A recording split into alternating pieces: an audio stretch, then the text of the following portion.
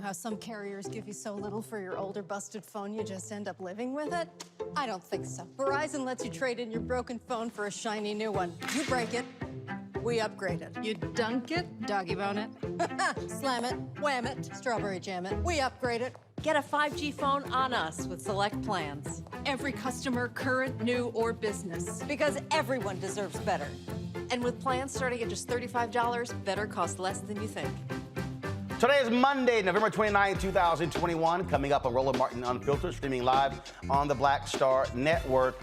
The state of Alabama, they're fining the city of Montgomery $25,000 for renaming a street after civil rights icon Fred Gray. Why? Because the law says you can't change any Confederate monuments. We'll talk with the mayor of Montgomery, Steven Reed, about this very issue. Two trials we have our eye on. Chicago judge begins questioning prospective jurors for former Empire actor Jussie Smollett's trial today in Chicago.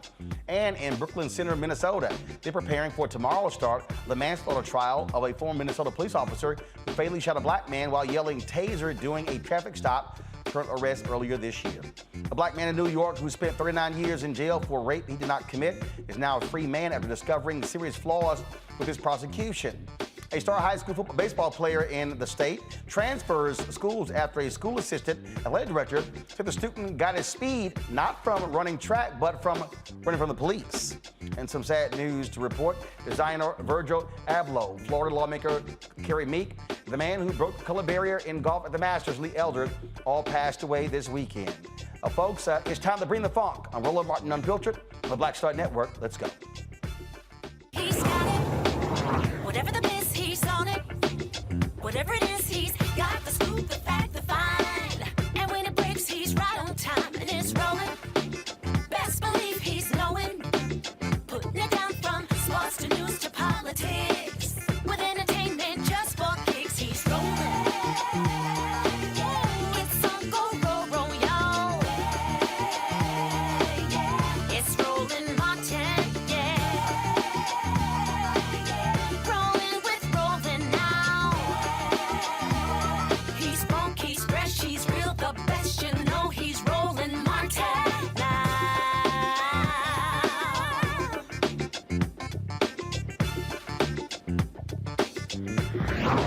Martin. The Alabama Attorney General's office says the city of Montgomery owes the state $25,000 for changing the name of a street that held the name of a Confederate president. In a letter to the city, the Alabama Attorney General's office said the city violated a 2017 state law protecting Confederate monuments and other long-standing memorials. Last month, Montgomery city leaders renamed Jeff Davis Avenue for longtime civil rights attorney Fred Gray, who represented Rosa Parks, Reverend Dr. Martin Luther King Jr., and others. Now, of course, there was a major ceremony that took place in the renaming of this. It was a pretty big deal in Montgomery, but your Republican lawmakers, they have been staunch defenders of racist Confederates in that state. Joining us right now is Mayor Steven Reed. Mayor, glad to have you back on Roland Martin Unfiltered. Same thing happened in Montgomery, where they find the city there when Mayor Randall Woodfin took down a major Confederate statue. What's quite interesting, Republicans love talking about local control, yet they don't want local control when it comes to what you do in your state, in your city, when it comes to Confederate monuments. Absolutely, Roland. Thanks so much for having me. You're exactly right. You know, the hypocrisy, once again, is being shown, I think, by the actions taken by the state in this case. Republicans like to speak about home rule. They like to speak about the power of local government, and they like to speak about why they don't like federal government overreach. But yet at the same time, you see them doing that from state legislatures all around this country when it comes to cities, in particular cities that are majority-minority cities. And this is one of those instances where we knew it was the right thing to do, to take down the name of Jeff Davis Avenue and rename it after attorney Fred D. Gray. And we're proud to do that. And, you know, no case or no fine is going to stop us from moving forward, because there are also other things that we have to reevaluate, whether it be the other names of other streets, parks, or other entities that are named after Confederate soldiers and leaders that just don't fit where we are right now as a city and should have never been honored in that way in the first place. Well, again, you know, this was a move by Republicans in that state. They have been staunch defenders of the Confederacy. I mean, Alabama still has a Jeff Davis holiday. And so what's interesting is that they want to tell these majority black cities what they can and cannot do. Yeah, absolutely right. And I think, you know, what we're trying to do as mayors is, push our vision for New Montgomery, or in Mayor Woodfin's case, a New Birmingham, forward. And really, we want to turn the page on the past, and this is part of it. Look, I'm the first one to say that symbols, matter, but systems matter more. And so this is part of what I've been trying to do in the 2 years that I've been elected as mayor here in this city. We worked on the systems. We continue to work to improve those and dismantle those that have been oppressive to many residents in this community. But we also know that we've got to change the perception of those that are living in this community, those that visit this community. And when you're in a place that the Equal Justice Initiative calls home, and you have the Memorial for Peace and Justice and a Legacy Museum, it's incumbent upon us as city leaders to make sure that we're forward-facing in terms of how we want the city of Montgomery to be viewed and how we want to project ourselves both internally to our residents as well as externally to investors, tourists, and other community partners, that we are really moving forward and we are really building toward a better future. Well, and the point there is a critical one, because, again, these Republicans in your state, they want to stay in the past where you're talking about moving it forward. And why shouldn't the residents of the city decide who they're going to honor, as opposed to white Republicans in Alabama trying to honor these old racist white relics who lost? Listen, I think it's one of those cases where this was a reactionary measure that was taken after, cities like New Orleans and others around the South in particular started taking down statues and started changing names in a reflection point of where we were as a nation. And you saw this overreaching law come out and say not only did it apply to statues, but it applies to other monuments as well, applies potentially to schools. Does it apply to streets? And those are things that we're questioning from our standpoint is, where does it stop and where does home rule begin? And that's what we can't quite figure out, because the rules keep changing without legislatures really making laws like this on the fly, based on emotion, and not really based on the true concept of law as it should be applied to municipalities or to states themselves when it comes to issues such as this. So is it a one-time fine or is it a recurring fine? It is a one-time fine, but the concern here is, as I mentioned, we've got two high schools, one named after Robert E. Lee, one named after Jefferson Davis, where I graduated high school from, that are right now being reviewed by members of the community to have those names changed. So the question is, are they going to be fined as well? We also put together a street renaming committee made up of our longtime state archivist here, Dr. Ed Bridges, and many others, Dr. Howard Robinson, the archivist at Alabama State University, to really look at the names of streets, parks, and other entities. And they've come up with suggestions that are at least more than 10 that also should be renamed. So the concern that we have is, if we're fined on this case, can we pay it? Yes, we've had donors from in the city, in the state, and out of state offer to pay the fine at no expense of taxpayer dollars or no expense of the taxpayer itself. However, the question is, if we're really going about correcting the record, as I like to call it, and we move forward, and I plan to do so, with changing the names of other streets and parks and other facilities, then those fines do start to pick up. Those fines do start to add up. And the question becomes, are we better off challenging what the state has done? Dr. King once said law and order exists for the purpose of establishing justice. And when they fail to do so, they become dangerously structured dams that prevent the social progress. And that's really what we have to think about from our end here at the city is, where do you start and where do you stop where this is concerned? Can we pay the $25,000? Yes. But I think the bigger issue is, do we need to make a statement as it relates to legislative overreach coming from conservative state legislatures and what they are doing, in particular as it relates to cities and urban communities, not only here in Alabama, but throughout the state and throughout this nation. But again, you've renamed it. They're going to fine you. They can't force you to return it back to Jeff Davis Avenue, correct? That is correct. Okay. All right, fine. Give them the damn money. All right, all right, fine. What else to take down? Okay. Mayor Steven Reed, we appreciate it. Thanks a lot. Hey, always good joining, Roland. Thanks so much. Keep up the great work. I appreciate it. Thank you so very much. All right, folks, bring my pound to Dr. Julianne Malveaux. She's the Dean of College of Ethnic Studies, California State University, Los Angeles. Dr. Omokongo Dabinga, Professorial Lecturer, School of International Service, American University. Maurice Davis, Civil Rights Attorney. Glad to have all three of you here. Here's the deal, Julianne. All right, y'all want the money? All right, here it is. Fine. Take them racist ass symbols down. Hey, you know, GoFundMe. This is right. easy to deal with. You know, I know there are all kind of people all over the place would say, just get rid of this, you know what, mess. I applaud the mayor and I applaud their street renaming commission as well as what they're doing with the schools. There is no way that a Black child should go to a school that's named after any Jefferson Davis. It's just untenable. So this has been slow coming, but the energy of the Black Lives Matter movement, the energy that has been generated after the murder of George Floyd, all that energy is showing up now in terms of ways that we change things. And so I am just excited for Brother Mayor for, in some cases, leading this charge. And as he said, the Equal Justice Initiative is there. It's where we've been documenting lynchings, 5,000 of them. So how dare they think that the people who lynched deserve monuments?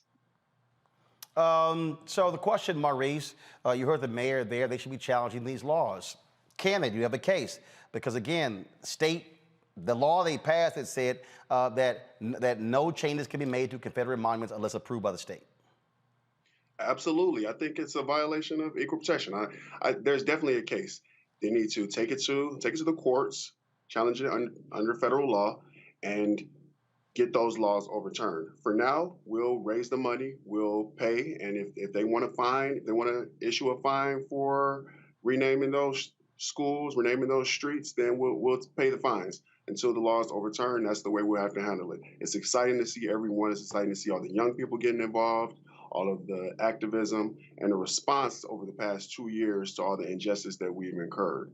And if they want to have these racist laws in place, we're going to challenge them, and they will be overturned once they get to the courts. I'll tell you, Omokongo, these Republican racists sure love their Confederate monuments.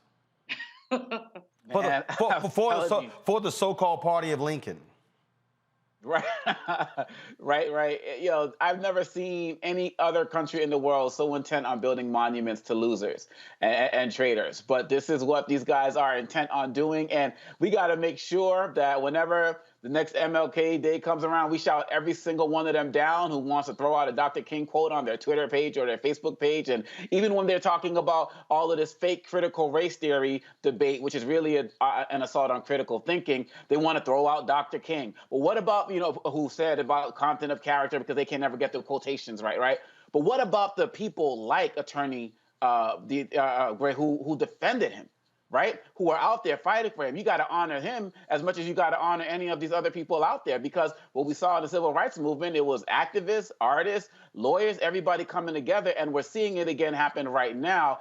And I was so happy to hear that people had volunteered to pay those fines, because they're trying to hit us from all of these different directions. But the fact of the matter is, when we come together like this, they can't stop it. Well, it's just so amazing. Again, as I said here, the party of Lincoln, love and defending their Confederate signs. All right, folks, we got to go to break. We come back.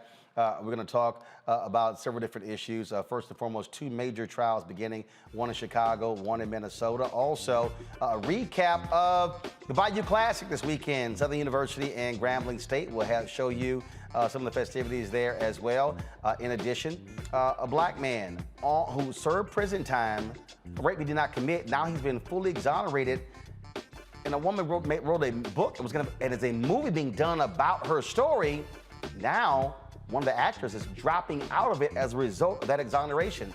We'll tell you all about that on Roland Martin Unfiltered right here on the Black Star Network.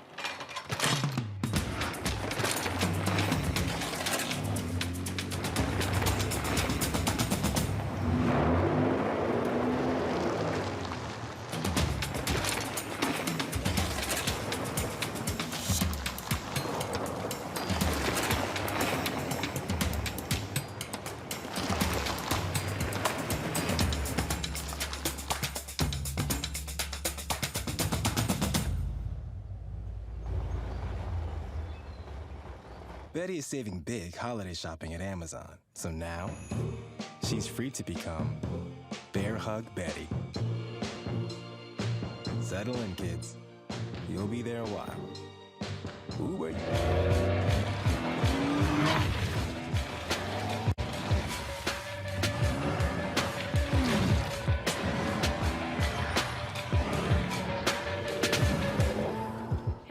Stevens West. Yo, what up, y'all? This is Jay Ellis, and you're watching Roland Martin Unfiltered.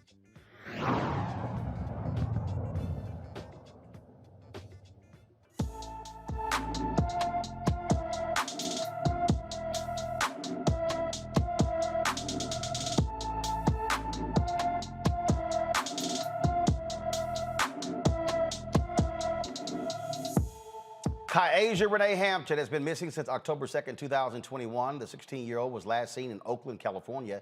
She stands approximately 5 foot 2 inches tall, weighs about 120 pounds, with black hair and brown eyes. Kyasia was last seen wearing a black hooded sweatshirt and blue jeans. If you have any information regarding Kyasia Renee Hampton, please call the Oakland Police Department at 510-238-3641, 510-238-3641. Today in Chicago, jury selection has started in the trial of actor Jussie Smollett. Smollett faces 6 counts of disorderly conduct for allegedly making false reports to police that he was the victim of a hate crime. In January of 2019, the Fox series Empire star told Chicago police he had been assaulted by men using racial and homophobic slurs, but the investigation alleges that the actor orchestrated the whole incident as a publicity stunt.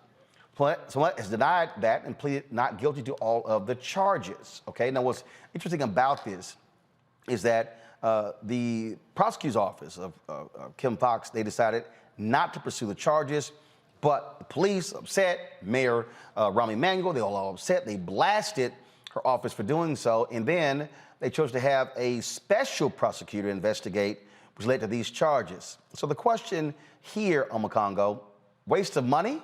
It's amazing, how the city of Chicago is spending a lot of time, energy, and resources going after Jussie Smollett on this case. Oh, most definitely. Most definitely. This is revenge 101.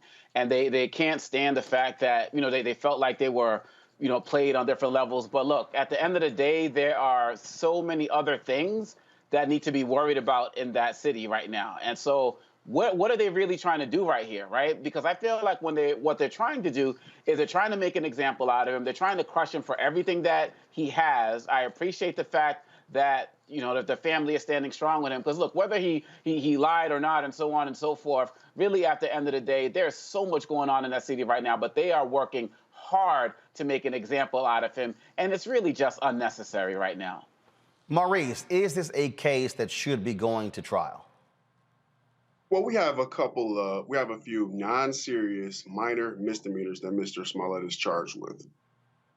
Understand the city wants their revenge. They expended a lot of resources investigating what they consider to be his false claims, but it's not as serious as they're making out to be. It seems like Kim Foxx, she offered him a version of a diversion program that she has where he would pay a fine, agree to forfeit the $10,000 that he had posted, and the charge will be dismissed. That's something that I get my clients in all the time. We do that here in Detroit. Prosecutors they'll offer a diversion program where the case is dismissed at the end. There's no probation. There's nothing. Essentially, stay out of trouble for a certain period of time, and the case goes away. Doesn't seem like the officials like that. So they want to come after Mr. Smollett, and it's not that serious. The city of Chicago has a lot more serious things that they should be worried about other than prosecuting and taking this case to jury. What do you make of this trial, Julian? First of all, I think that the Omakongo had it exactly right when he said revenge 101. Rahm Emanuel, who cannot stand black people, who's been clear that he cannot stand black people, went on a vent about this. Kim Foxx, as the brother said earlier, she did what was reasonable to do. Diversion, fine. This is in the weeds. It's not a big thing. But it's going to be a big thing because they're going through all the expense of a jury trial. They're impaneling jurors. They're taking up people's time and blah. And furthermore, although I remember, Roland, when this first happened and we were on the program and, I think you had one of the little conservatives running around saying this was all a farce. And of course, The others of us said this could have happened. And it's still, while it might not have happened the way that Smollett laid it down, these brothers do not have clean hands. So if he is being prosecuted and you want to do a full prosecution, prosecute them too. And unless you're willing to do that, I think the sort of diversion thing was the right thing to do. It wasn't a perfect situation. It's still not a perfect situation. This should not be going to trial. They should not be spending a week earlier to, this is hundreds of thousands of dollars of people's time, effort, energy. Give me a break. All right, folks, let's talk about a real trial. The jury selection is set to begin tomorrow for the former white Minneapolis police officer, Kim Potter, who shot Daunte Wright during a traffic stop in April. Potter faces first and second degree manslaughter charges for the shooting. Of course, the prosecutors will not have to prove Potter intended to kill Wright, but that she acted recklessly and her mishandling of the firearm led to his death. Maurice, this, of course, got lots of attention.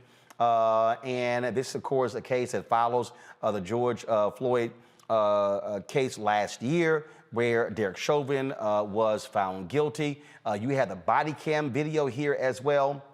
You have cops who say, look, this should not be prosecuted because it was a mistake. Yeah, but a mistake leads to a man being killed. And I'm not so sure it was a mistake. Mm-hmm. Explain. A taser. What did you say, Roland? Explain.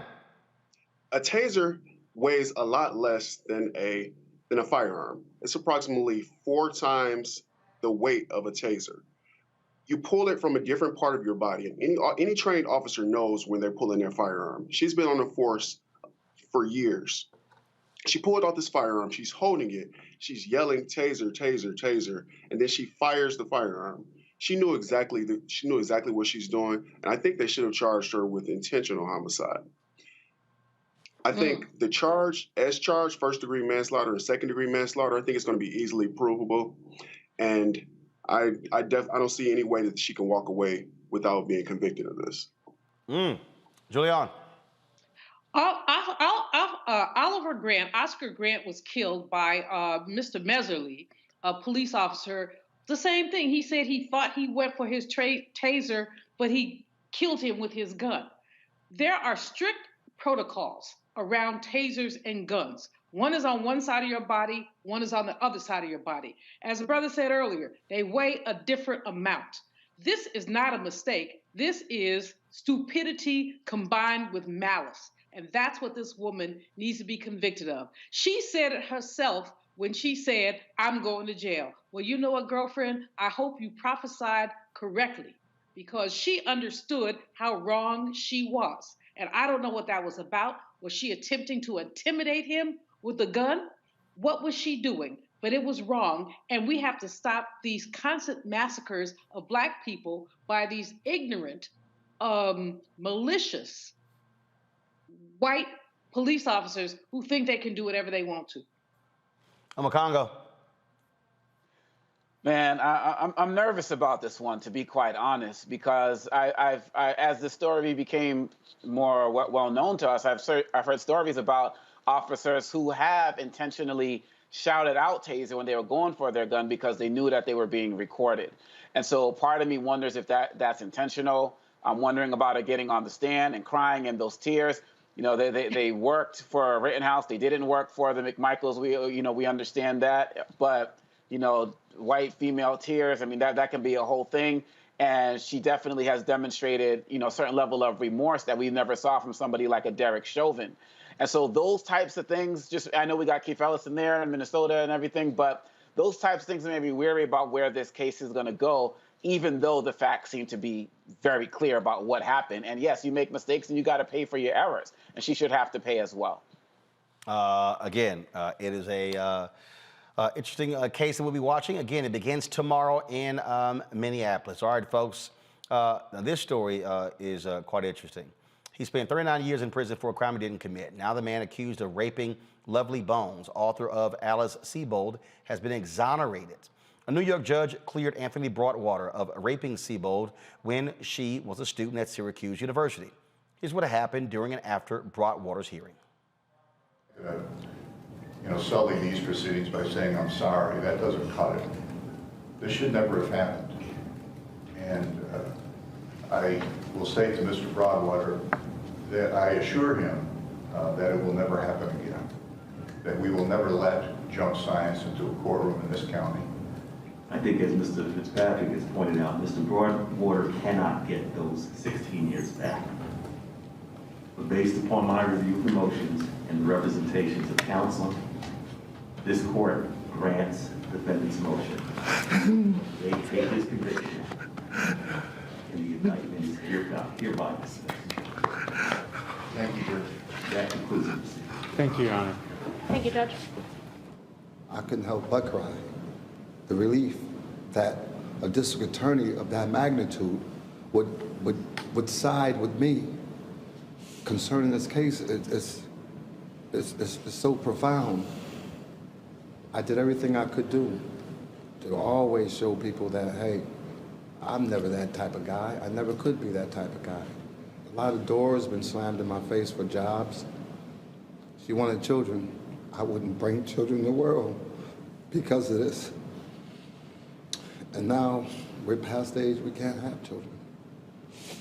Ruined his life. His life has been ruined over this, not just incarceration, but wrongfully being labeled a sex offender.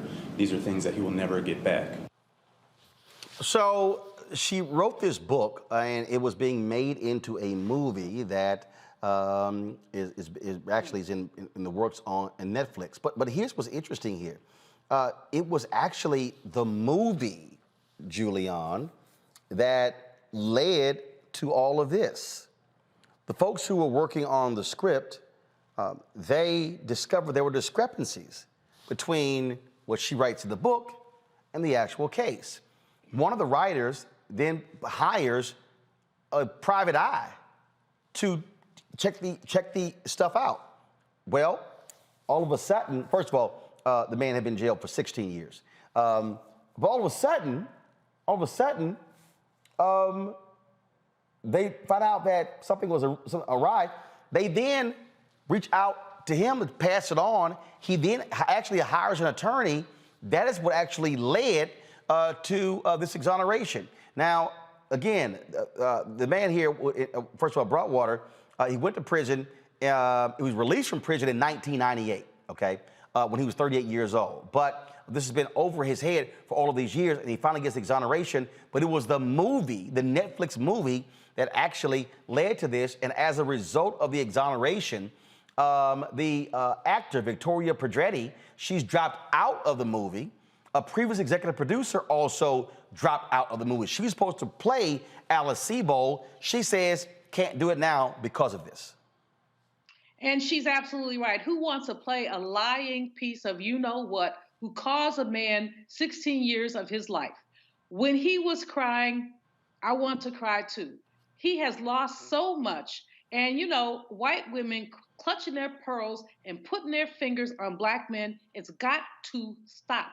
I didn't read her book, and I wouldn't read it if somebody sent it to me. I think that this is just disgraceful. But a widely noted author, perhaps she was mistaken, but she's held by this story, turned it into a book, turned it into a revenue source, turned her fake rape with her false accusation of this black man into a revenue source. Netflix needs to trash this movie. Her royalties need to go to this brother. This is more egregious than anything I could possibly imagine. So what happened here was that she identified him in court, even though identifying someone else earlier. Mm-hmm. That right there, Makongo. And again, as they began to look into this, they said, look, there are just way more problems with this. She really couldn't identify who committed the rape, but it got pinned on him. At the time, a 22-year-old Marine.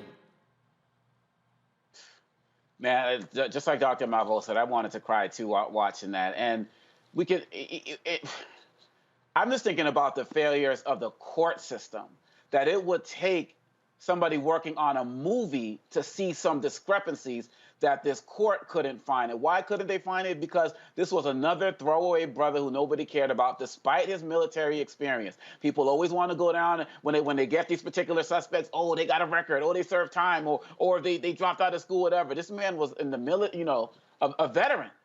16 years of his life and having to live that life. I know people who've had to go through the whole thing about coming out of prison for crimes they committed. I don't know anybody who's been on the sex offender registry, but to be on that in addition to already being an ex-convict, it is ridiculous. And somebody needs to come off some serious paper, because this brother has lost the opportunity. I'm thinking about my own kids right now. He's lost the opportunity to do that, right? He's lost the opportunity to raise a family, do things for the community, further serve his country, because he was in the Marines.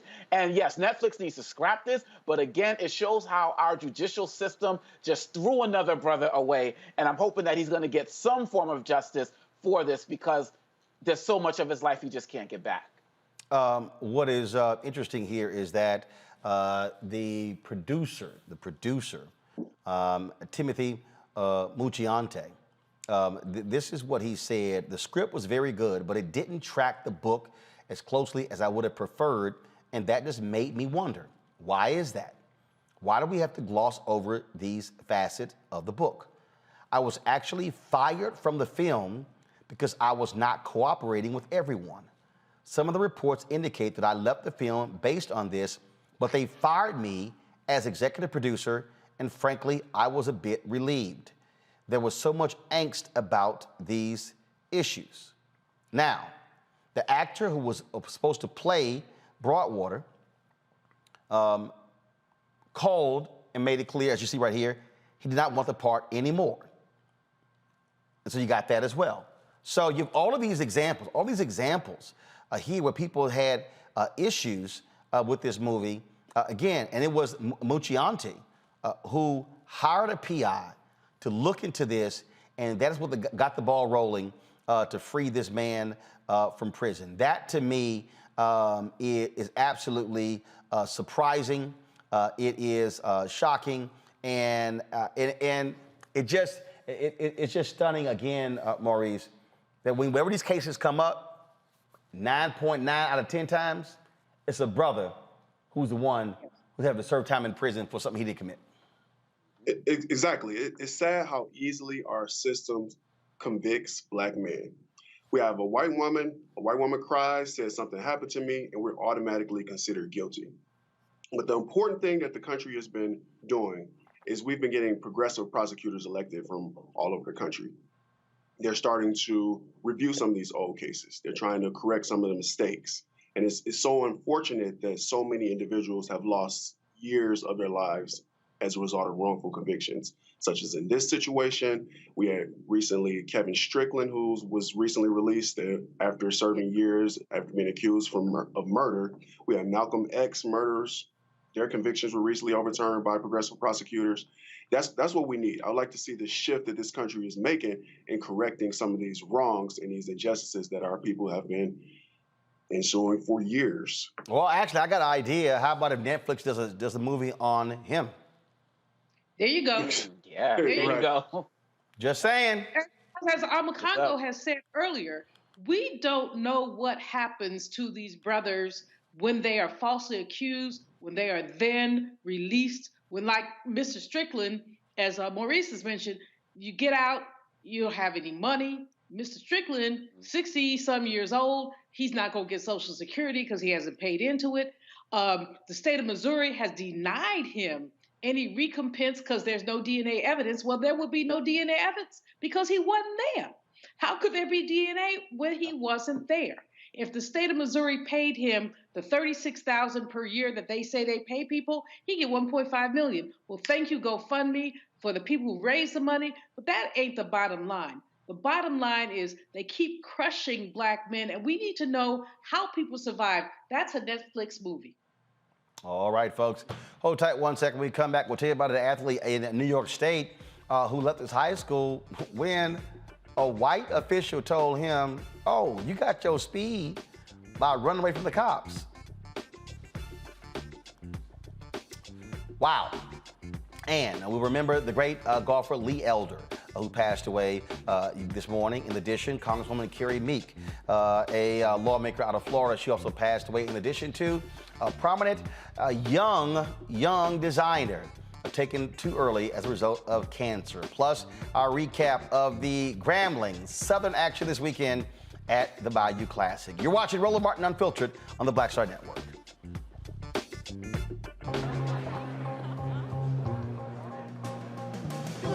Are the stars out tonight?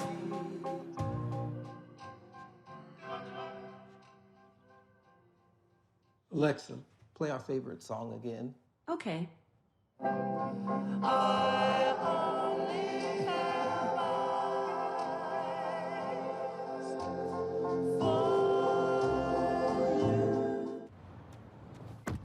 Oh, that spin class was brutal. Well, you can try using the Buick's massaging seat. Oh, yeah, that's nice.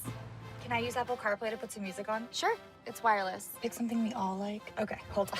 What's your Buick's Wi-Fi password? Buick Envision 2021. Oh, you should pick something stronger. That's really predictable. That's a really tight spot. Don't worry. I used to hate parallel parking. Me too. Hey. Really outdid yourself. Yes, we did. The all-new Buick Envision, an SUV built around you. Once upon a time, there lived a princess with really long hair who was waiting for a prince to come save her. But really, who has time for that? Let's go. Feeling myself. I'm feeling She ordered herself a ladder with Prime one-day delivery, and she was out of there. I want some hood girls looking back at it and a good girl in my tax bracket. Now, her hairdressing empire is killing it. And the prince, well, who cares? Prime changes everything. But I'm back at it and I'm feeling myself.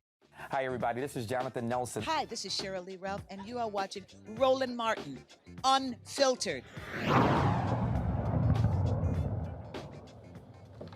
All right, folks. Quite an interesting story here. Star athlete Tony Humphries is transferring from Iona Preparatory School in New Rochelle, New York, after the assistant athletic director, Bernard Mahoney, made a racist remark to him. Now, Humphrey is a baseball player, signed up to run track. Now, he's a major athlete, already deciding where he's going to go to a major Division 1A school. Now, Mahoney asked Humphrey why he wanted to run track. Well, Humphrey said he wanted to gain speed for baseball.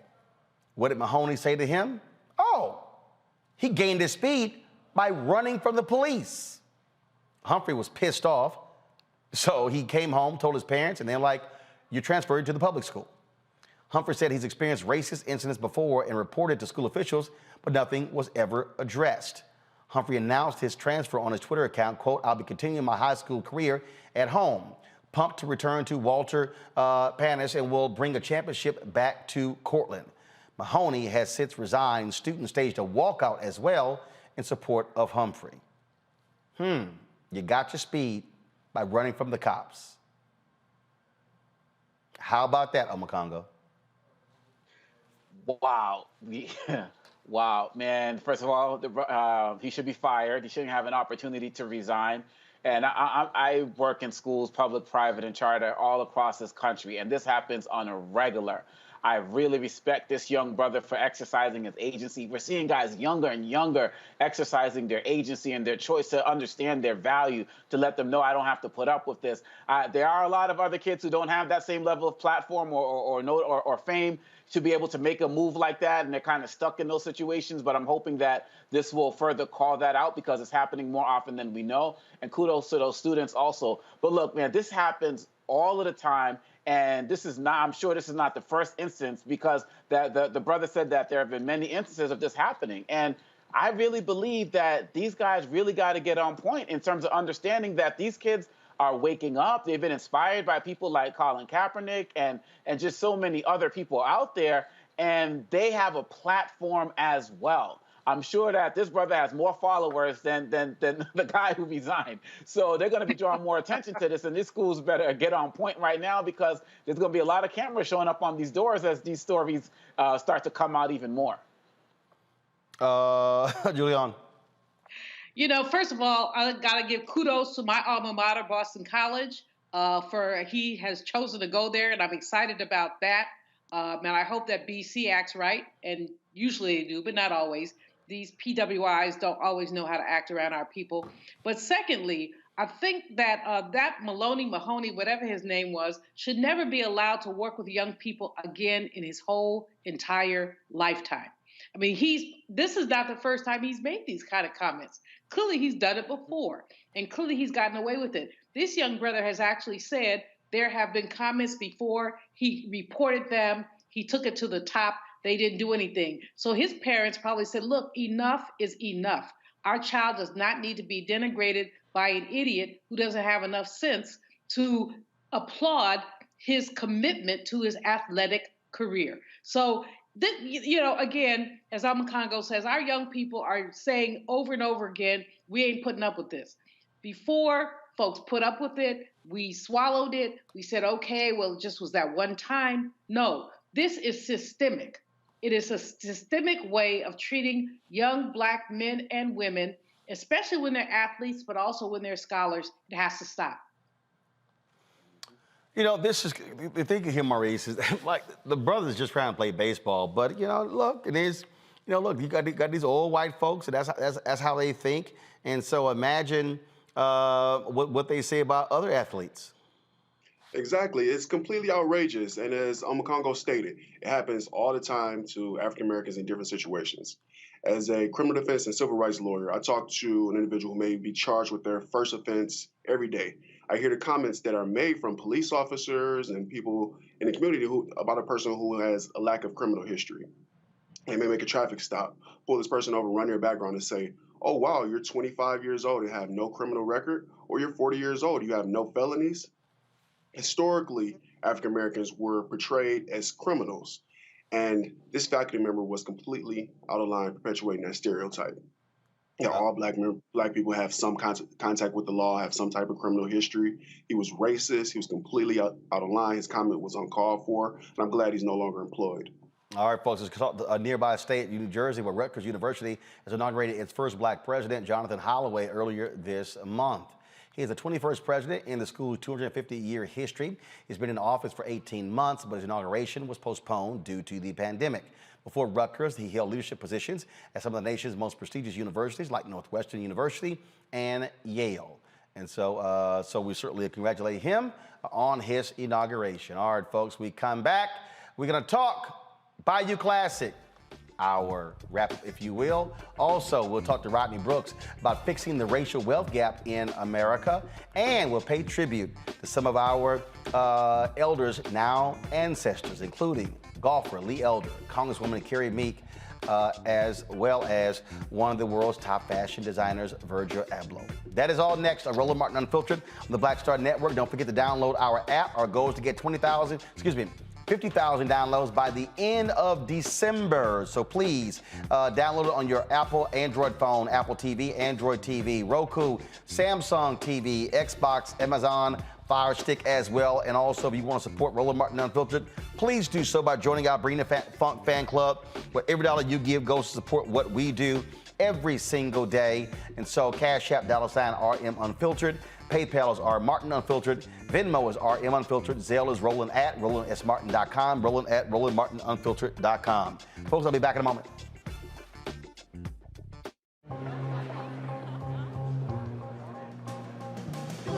Are the stars out tonight?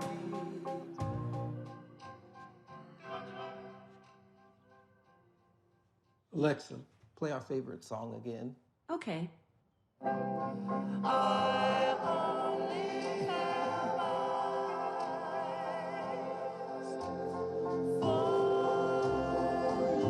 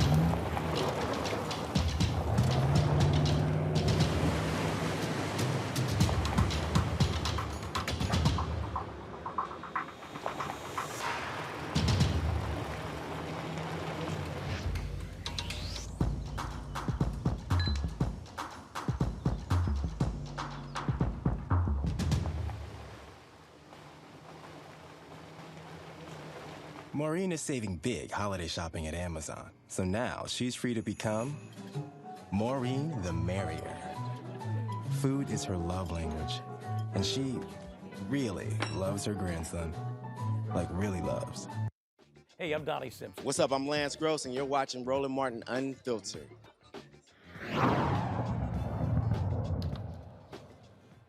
In the United States, there were more than 400,000 children in foster care waiting to be adopted. Of those children, 23% were black, 44% white, and 22% Hispanic. In 2020, more than 50% of adoptions that involve a public agency were for white children, 17% were black, and 20% were Hispanic.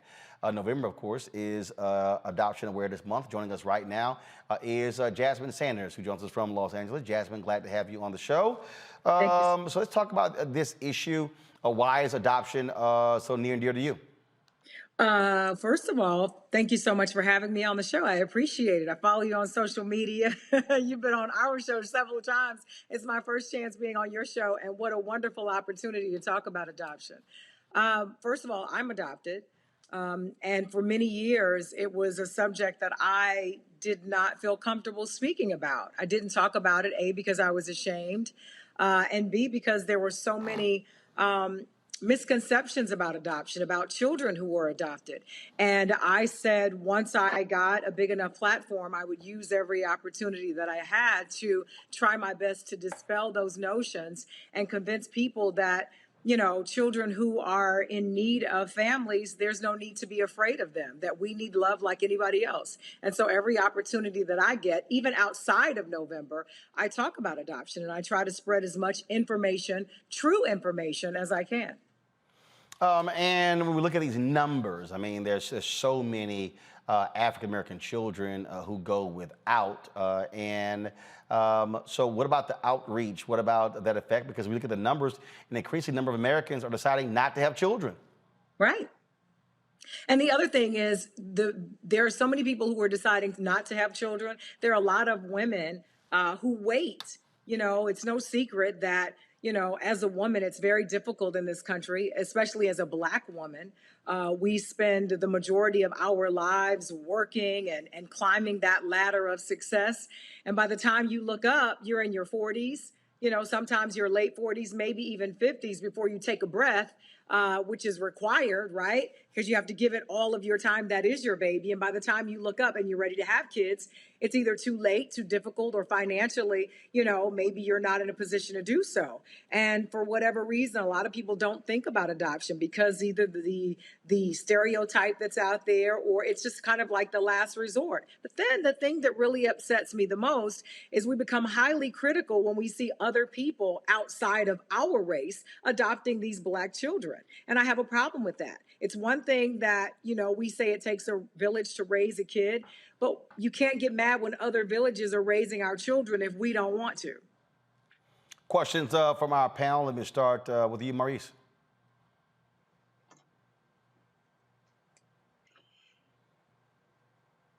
Maurice? Oh, yes. Sorry, Roland. Question for Jasmine? Yeah, Jasmine, so how long have you been in this business? I've been in, you mean in radio? Yes. Probably 30 plus years. Okay. And how did you first get involved with adoption? Well, as soon as I got into radio, because I found out very early on that I was adopted. I found out when I was about maybe 11 or 12. My parents did not, I call them my forever family. They did not tell me I was adopted. I found out I was adopted. And as soon as I got into a position, as soon as I graduated college, I got a job in radio. And I immediately started working with the local foster care agency there in Nashville. And every city that I've worked in, every community that I've been in, I've tried my best to do some sort of event or get involved locally, working with agencies that deal with foster kids, or even people who are actually trying to adopt kids, or even people who've been adopted and are trying to find their biological families. Yeah, I think that's great. Yeah, my mom, she actually had foster children in our home when we were growing up. We had approximately about 10 or so foster children, and she would take them in when they were having problems with their family. Oh, wow. Kudos to your mom. That's awesome. That's Yeah, awesome. So you understand that, well, they're just children. They need love too. yeah, absolutely, absolutely. Question from Congo. First of all, Ms. Sanders, thank you for all of the incredible work that you've been doing over these years. I have a little bit of a concern about older kids in the foster system. We hear all of these terrible stories, and the question I have for you is, for those of us who may not be adopting but have a passion for these older kids who are in the system, are there ways that we can network with, support, become mentors? Are there programs out there that allow people to have that type of engagement with them?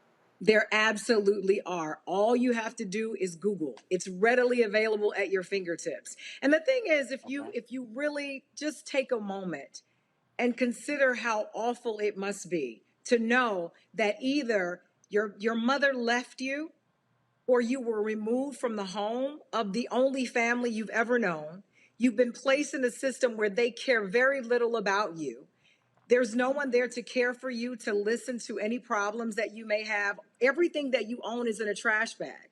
So by all accounts, everything around you says that you mean nothing. You are nothing. Society is not paying any attention to you. One time out of the year, you have 30 days that is dedicated to, hopefully, whether it's the media, TV, some kind of campaign that's bigger than, because this is also Pet Adoption Awareness Month. So you are also in competition with dogs and cats. So that's what you're up against. So can you imagine what you're dealing with as a young person? Maybe you're 12, 14, 15 years old. What kind of adult do you think you would be? So my thing is, when you're thinking about these young kids who are in these organizations, give of your time. Sometimes all they need is just to hear someone cares about them, that someone is concerned about their well-being, that you care about their heart is broken. You care that they don't feel as if they are worthy of someone listening to what a terrible day they had. We already know how it is as adults in this world. It's hard. It's hard out here. And so we have family, we have friends, we have Facebook, Instagram, we have all of these things at our fingertips. Imagine having nothing. Julian. Yeah. Thank you. First of all, Jasmine, thank you for sharing your story and for putting a face onto the adoption issue, which I think is really important. But secondly, I want to raise a question. You talked about transracial adoption. You didn't call it that. You said we get mad when other people adopt our kids. But my experience in the foster care system has been that there's enormous racism. That first of all, some children are taken from their homes when they don't need to be. When you have some artificial rule that says you have to have one bedroom per child. I would just spend Thanksgiving at the house I grew up in. I'm looking around there and say, how did my mother raise 5 kids in this itty bitty house? And one bathroom, and we figured it out. But the second thing is, when Black folks who have limited resources want to go to adopt, they also often have challenges. And I have at least 2 sister friends who've tried to adopt. They got to that age, as you said, you get to be about 50. You didn't have the kid. Now you want one. But if you don't have the money or the partner or this, you can't get one. So while I agree with you, any port in a storm for a child is important. But what can we do with the foster care system to eradicate some of the racism there that makes it more difficult for Black folks to adopt our own? I agree 1000%. But I think, first of all, what we have to do is acknowledge that there is a problem. I think the biggest issue that I have is 30 days is not enough. 30 days is all that we allocate towards a system that we already know is completely broken.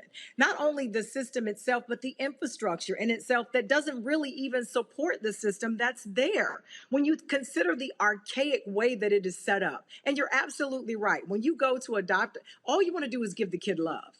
And they make it almost impossible, insurmountable, the types of hoops you have to jump through. But my thing is, why are we not speaking out enough about this? Instead, the majority of the time, you would not imagine the number of battles that I have to fight with people just in a conversation about kids who are in the system. And I'm like, why are we fighting amongst ourselves, talking about these children, perpetuating the stereotypes about these children who really need love? So I think, first of all, it's acknowledging the problem and really sounding the alarm on a much larger scale. It has to be more than just a few of us who are fighting this battle.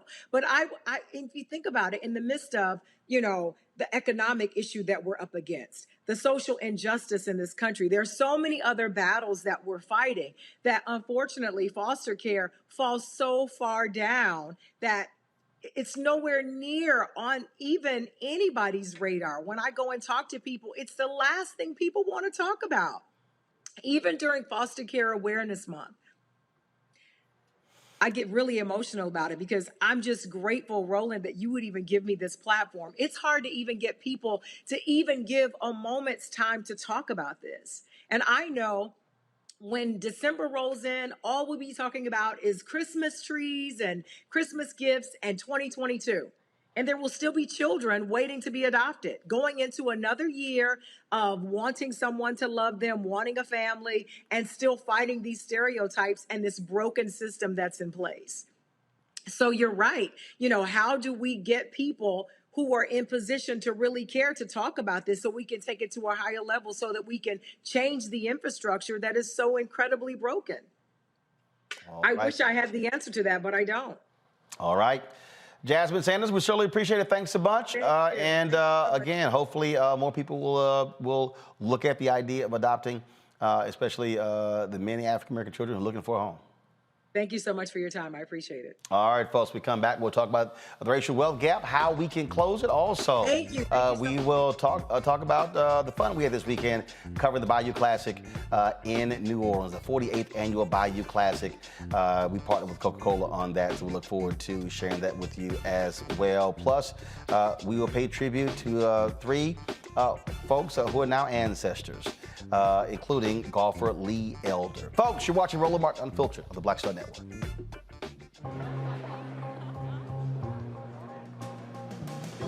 Are the stars out tonight?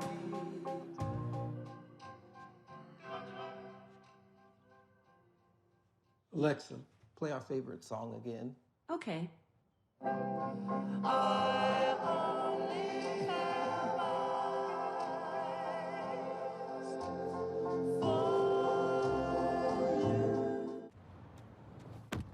Oh, that spin class was brutal. Well, you can try using the Buick's massaging seat. Ooh, yeah, that's nice.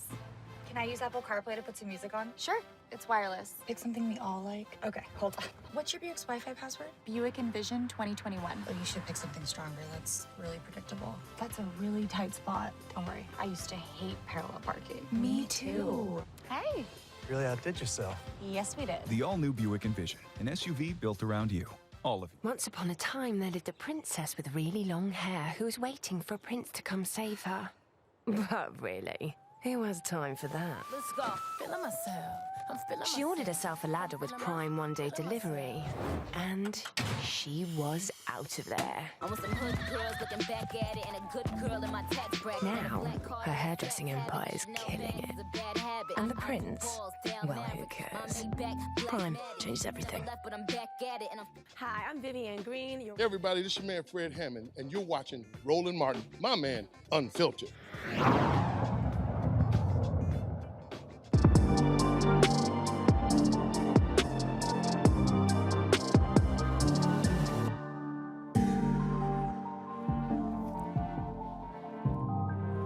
Folks, you've often heard us talk about the racial wealth gap. Of course, it has long plagued this nation. But what can you do to combat it? His new book is called Fixing the Racial Wealth Gap, Racism and Discrimination. Rodney Brooks provides financial literacy and security for Black Americans with the knowledge to build generational wealth. He joins us now from his home in Silver Spring, Maryland. Rodney, glad to have you on the show.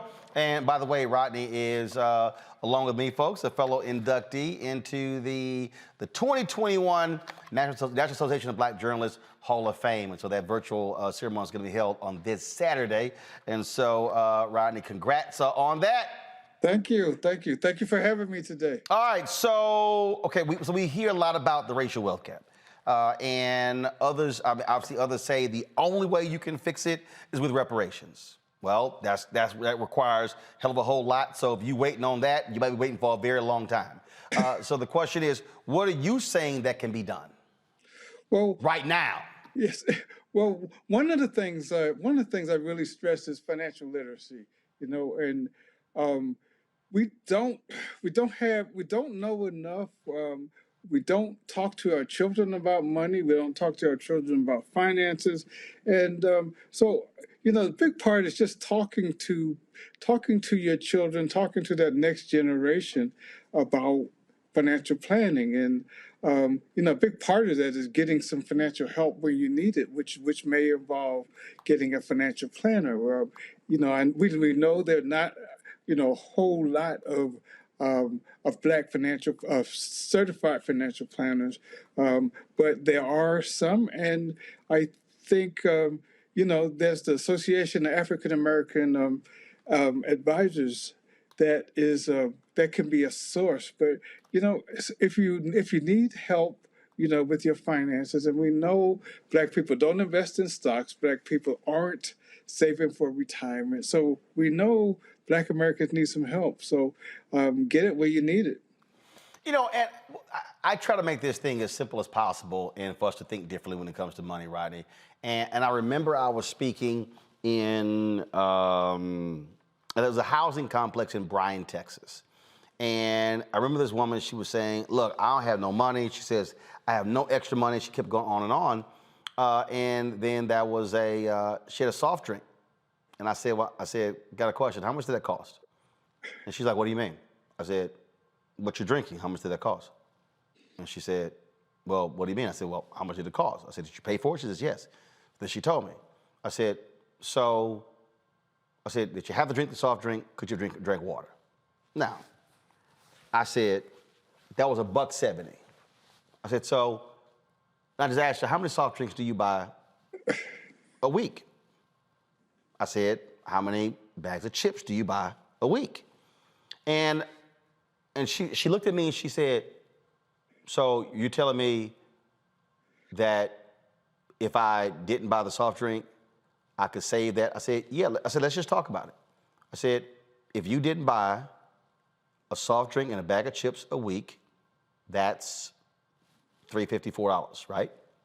I said, in a month, that's $16. I said, in a year, I said, walk through it. She looked at me like I was crazy, and she said, is that simple? I said, yeah, actually it is. And I think part of the problem here is that we make this complicated when it's not complicated, but if somebody doesn't explain it to you in that way, then you really don't understand what it all means.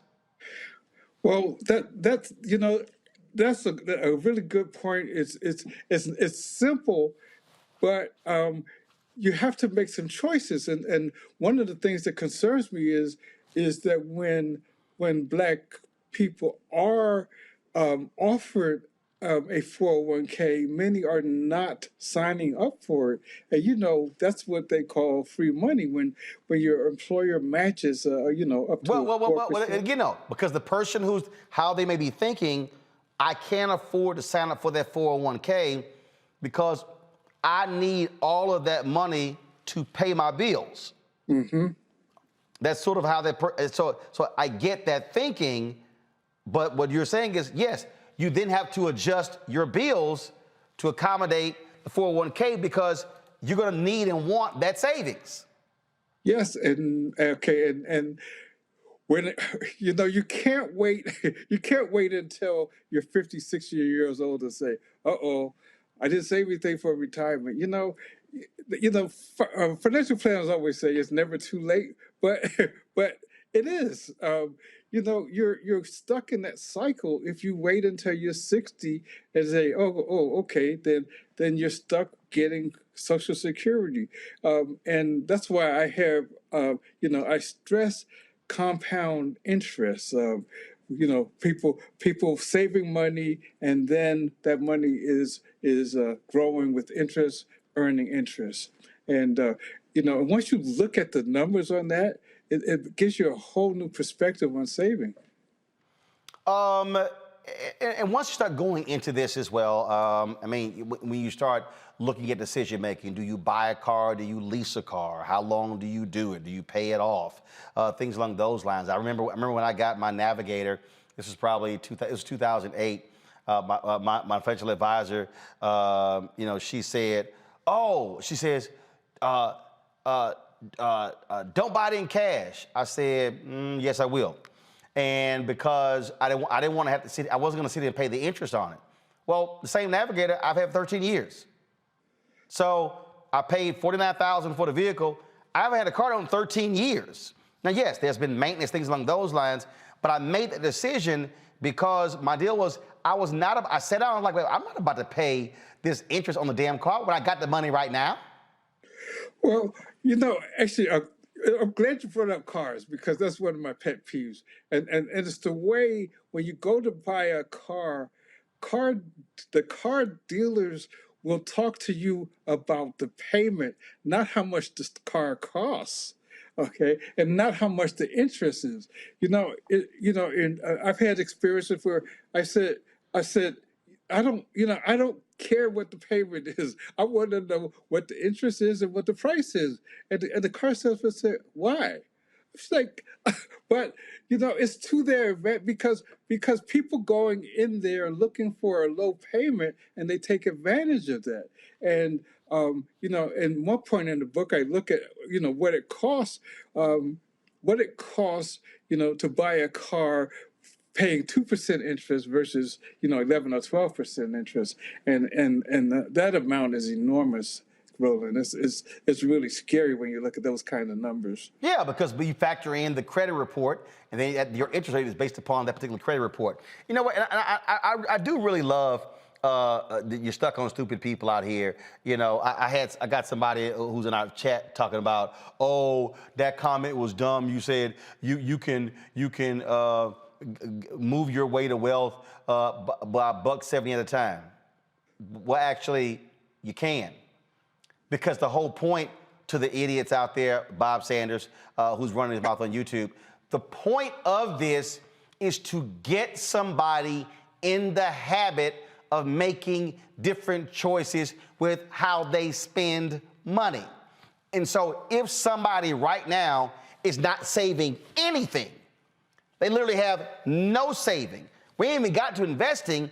It's getting somebody started on the path of rethinking their spending habits. And so then when you do that, then you start thinking about, well, how much time am I eating out versus making my food? How much time am I spending on designer items versus I'm buying this? And so that's really what it is. And to your point, we often don't have folks having a conversation. Van Jones told me this here, his former wife was white. And Van said, when he said, when my wife's daddy calls her, the conversations they have about money are totally different than the conversations I have with my parents. He said, my parents are calling and it's about so-and-so need $300 for this or $400 for this. He said, whereas their conversations are about annuities and trust and things along those lines. He said, it's a totally different conversation. And so that's what I'm trying to get to for the fools out there who say, oh, you shouldn't be thinking that small. If you can get somebody who's saving zero, start saving $1 a week, at the end of the month, they're a hell of a lot further than they were at the beginning of the month. And as it grows, they'll be more confident. But just as importantly, they are teaching their children to save as well. And so you're having an impact because we talk about generational wealth, and Black people don't talk about money. It's almost like it's a taboo subject, and it's so important because just the conversation you just had about what the difference is between the white family and the Black family. We need to talk about money. We need to tell our children. We need to stop being scared to tell our children how much money we earn, and we need to learn about financial literacy so we can teach. So we should learn alongside our kids about saving and investing. Now, you were the deputy managing editor of the USA Today Money section. How did you learn? Did you have a family teaching that, or did you acquire that knowledge as an adult? I acquired that knowledge as an adult, and I tried to pass it on to my children. And I can't blame my parents. They did, it's not something that they knew, but it's something that I knew, so I knew I had to pass it on to my children. So I started by gifting them stock, Roland, and first thing they did was sell it, but at least they knew about stock. And I still. I still talk to each one of them about 401ks. So we have those financial conversations. I have 3 children, and I talk to all of them about the first thing they do when they get a new job is I say, "Did you sign up for the 401k?" And that's the kind of conversations we as Black families need to have. Absolutely. I'm going to go to my panelist, Julianne Malveaux, who's an economist. She's been shaking her head frequently. Julianne, go right ahead. Your question or comment for Rodney Brooks. Well, first of all, Rodney, thank you for the book. I think it's really important, and congratulations. Thank I think you made so many points that were, I was shaking my head. At some point, I was laughing because the lack of knowledge in our community is massive. But it's not, we can't blame anybody from the past. We have to look at it from a contemporary standpoint in terms, like you said, why don't you take the 401k? If someone's going to match you, it's serious free money. If you put 1%, 2%, 5%, it's really free money. And there's so many other things to say. But I want to talk to you about another issue because Roland opened the conversation by saying, don't wait for reparations. Now, I am a member of NARC, the National African American Reparations Commission, and those who know me know I'm very passionate about the issue of reparations. I ain't waiting for them, but I'm going to fight for them. So no, I'm talking about the people who are waiting. Ain't nobody waiting. Yes, they don't. Yes, they are. Yes, they are. Julianne, yes, they are. There are people who right now are not even thinking about saving or investing because they're waiting on reparations. And what I'm saying is, if you're going to do it, do both. But stop waiting. Just like there are a lot of Black people who grew up, man, I can't wait till my ship come in. Do you even live near water? Your ship ain't coming. I'm sick. You know what I'm talking about. It's a whole bunch. You know all the phrases. There are a lot of people in our community who are waiting on other things to happen. Man, if I hit that lottery, you're not. So stop spending $100 a month on them lottery tickets. The issue is both and. We both have to struggle for economic justice and we have to be financially responsible. And that's the kind of conversation we need to have about both and. Rodney, take a minute to talk a bit more about the credit score, because I think a lot of people don't understand when you don't pay your bills, those chickens will come home to roost, to use a metaphor, Roland.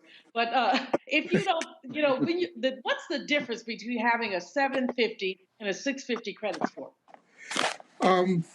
Well, a lot of people don't understand what goes into a credit score, and so the difference between getting that 2% interest, when you buy a car and 8 or 10% is the difference between that 720 and that 600 credit score. And in my book I saw that I have the chart, but it has it includes history, but 35% is your payment history, 30% is based on your outstanding debt, and 15% is the length of your credit history. And then if you get new credit cards, if you even apply for new credit cards, that does count.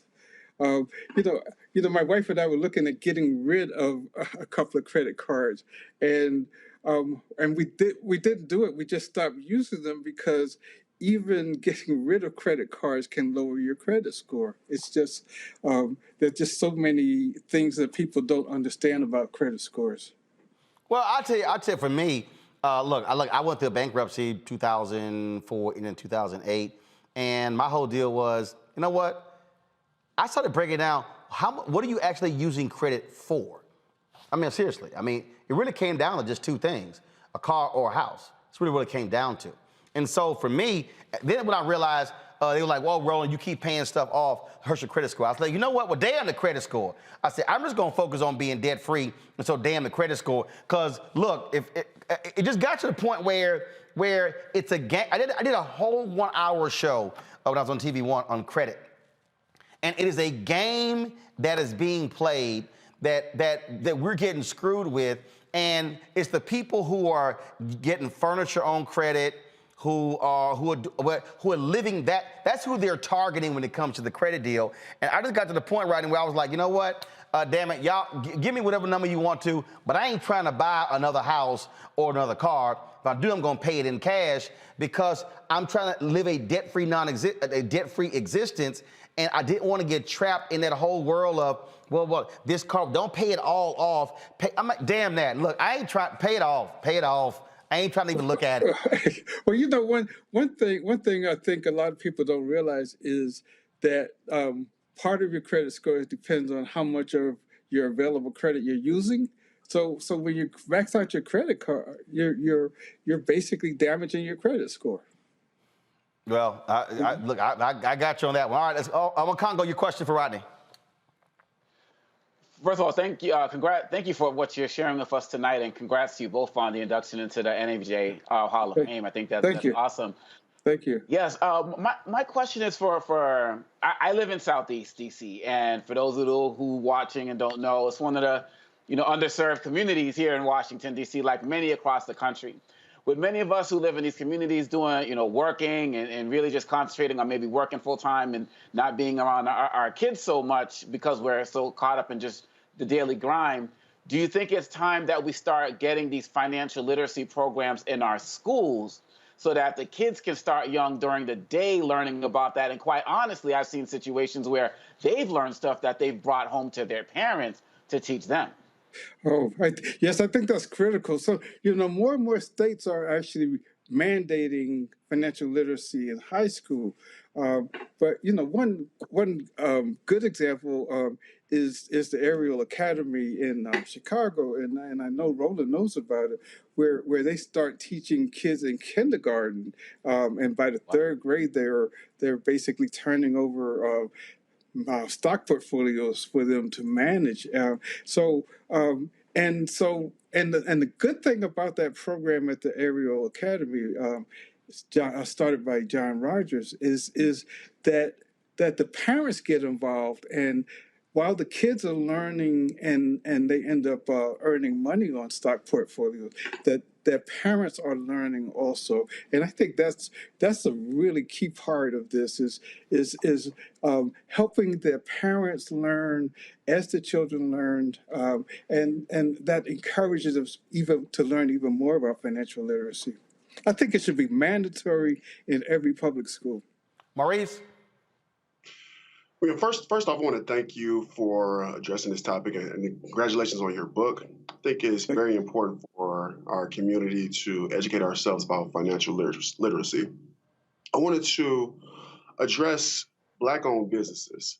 How do you think we go about getting funding and visibility of our Black-owned businesses, and in turn get each other to consistently support our Black-owned businesses that are within our communities? I did do a chapter on Black-owned businesses and why they fail at such a high rate. One person put it, one of the experts I talked to put it in a way I really hadn't thought about it. Is we go for low-hanging fruit. So when it comes to businesses, instead of going for something that's different from everybody else out there, we're going for what everybody else is doing. We're also undercapitalized, and most of the time we don't have a business plan. All of those things lead to a really high failure rate. I've talked to Roland before about businesses and the importance of growing beyond the one-person business. I think, think about, not just thinking about it, but writing a written business plan is imperative. And looking at your market and looking at who you're going to be selling to. And we don't do that enough, and I think that's why we fail. All right, folks, the book is called Fixing the Racial Wealth Gap, Racism and Discrimination Put Us Here, but This Is How We Can Save Future Generations. Rodney A. Brooks, folks, get a copy of it, and please employ what he lays out in it. Rodney, we appreciate it. Thanks a lot. Okay, thank you. All right, folks, got to go to a break. We come back. Again, we lost some major figures this weekend, and we'll share those with you when we come back. Plus, we'll do our recap of the Value Classic this weekend right here on Roland Martin Unfiltered on the Black Star Network.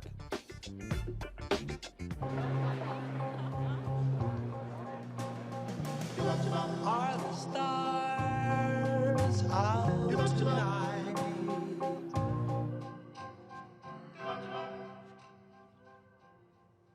Alexa, play our favorite song again. Okay. I only have eyes for you.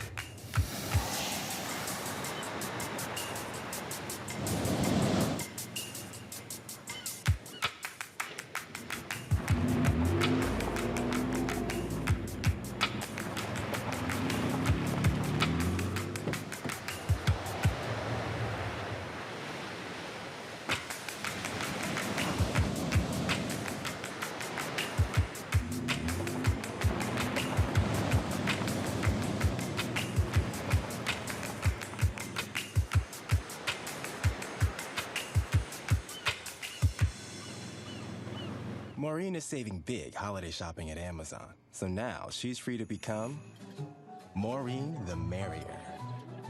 Food is her love language, and she really loves her grandson.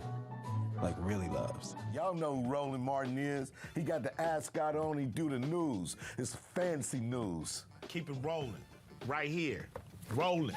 Roland Martin. Right now. You are watching Roland Martin, Unfiltered.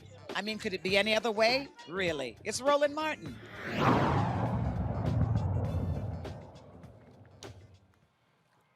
So sad news in the world of fashion. Virgil Abloh, the leading designer who successfully fused streetwear and high fashion, has passed away. His death was announced Sunday by Abloh's off-white label and the luxury group Louis Vuitton Moet Hennessy. Abloh battled a rare aggressive form of cancer, cardiac angiosarcoma. Since his diagnosis in 2019, he had undergone numerous challenging treatments but chose to keep it private. He was the artistic director for Louis Vuitton's menswear. Again, he's dead at the age of 41. The pioneering black congresswoman from Florida, Carrie Meek, has passed away at the age of 95. She became the first black woman to serve in the Florida Senate since the 1800s when she was elected in 1978. She started her congressional career in 1992, and at the age of 66, her son, Congressman Kendrick Meek, who replaced his mother, said she treated everyone she came across with respect, no matter what job they held. To the Speaker of the House, you go out of your way to speak to the people that clean your office. And I think about that, which interesting because members of Congress feel that that person that's cleaning the office can't do anything for them. But she said that person that cleans the office or clean the bathrooms would probably do more for you than the Speaker would, and which is true. She knew all the names of the janitorial staff. She knew the people in the cafeteria. She knew the Capitol Police officers. She knew the people that worked in the garage, in the Rayburn building, the Cannon building by name. You know, not, hey, he works, or she knew them. And she would talk to them and they would, do things like, Miss Meek, the weather's changing or this is happening or that's happening. And that was her friend. Those were her friends here in this institution. Julian, your thoughts about the passing of Congresswoman Carrie Meek and Virgil Abloh? It was so good to see Kendrick talking about his mom. She really was one of the most dynamic, outstanding, and as he said, caring person. She spoke to everybody. She knew everybody. She was my soror. I can't say she was my friend because we didn't have it like that, but she was a beloved acquaintance that I really cared a lot about. She will be missed. She really put her footprint on the Congress, and she cared about everybody, but especially about the little people. She never hesitated to remind us that she was a descendant of enslaved people, the descendant of sharecroppers, and that's a sensibility that I like to see many of our African-American elected officials embrace. Congo. First of all, with Representative Meek, it's a demonstration of the class that we're missing from so many of our Congress folks today and representatives. And it's sad to see her passing. And it reminds me of a story or saying that I believe Joe Madison said, be careful, be nice to everybody on your way up because you might see them on your way down. And, Representative Meek was, just took care of everybody. And that's just really important. And as it relates to Brother Virgil, we also have to be mindful of the fact that this happened over the last few days, but today is Chadwick Boseman's birthday, who we also lost to his form of cancer at a very young age. And so to see, and Chadwick and I are born in the same year, and so to see such young talent, such pioneering young brothers just be taken from us so unexpectedly, it hurts, man. And to see all the tributes to Virgil out there, it's great to see that he was appreciated and loved. But, it really just hurts, man, because they say the good die young, but, Karen Meek was an elder, and she was great as well. So we just pay respect to all of them. Maurice? I think you're on mute, Maurice. Representative Meek, she was an icon. She fought for our rights, and it's really sad to hear about her passing. That's why I always say it's important to give individuals their flowers while they're on the earth and can receive them. And I know she received her flowers, and her family is in my prayers. Now, Virgil, he broke barriers. It's important for little Black boys and girls to see someone who looks like them in an important position like this. He was the first African-American to design for Louis Vuitton. He was young, but in his 41 years, he made a tremendous impact on the world. He changed the fashion industry. And I know many people who were inspired by his work. And as my brother just stated, it did remind me of Chadwick Boseman's passing. They were both put on this earth. They made their impact, and they were called home early. They both did what they needed to do and made that tremendous impact on the world. All right, folks, we surely appreciate all three of you joining us on the panel today. Thank you so very much, Julian Omokongo and Mel Reese. Got to go to a break. We come back. We'll pay tribute to Lee Elder, the first African-American to play in the Masters, legendary golfer who passed away at the age of 87. That is next on Roland Martin, Unfiltered on the Black Star Network. Oh, that spin class was brutal. Well, you can try using the Buick's massaging seat. Oh, yeah, that's nice. Can I use Apple CarPlay to put some music on? Sure.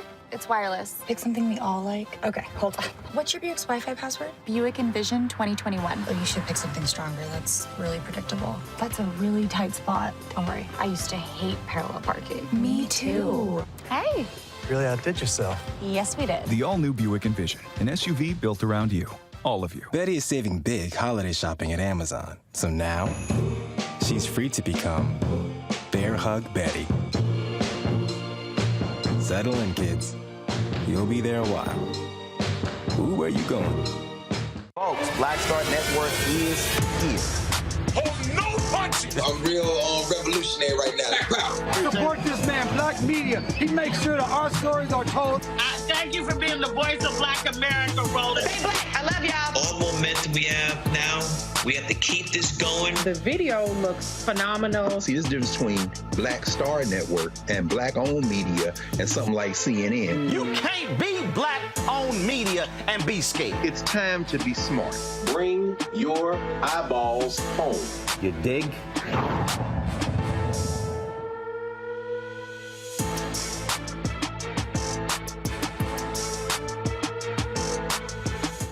I'm Eric Nolan. I'm Shantae Moore. Hi, my name is LaToya Luckett, and you're watching Roland Martin Unfiltered.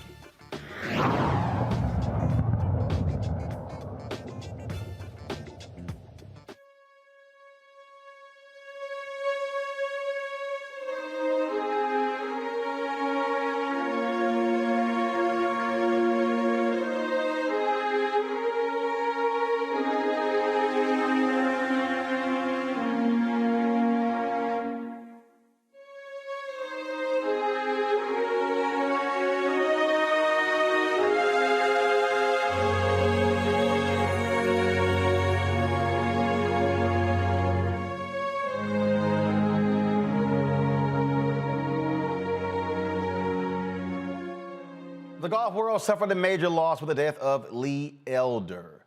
Folks, he, of course, was a tremendous force in the game of golf. Not only was the first African-American to play in the Masters, he also broke the color barrier in the Ryder Cup, making the 1979 American squad and going 1-3-0 in the United States 17-11 win over Europe. He won 4 times on the PGA Tour.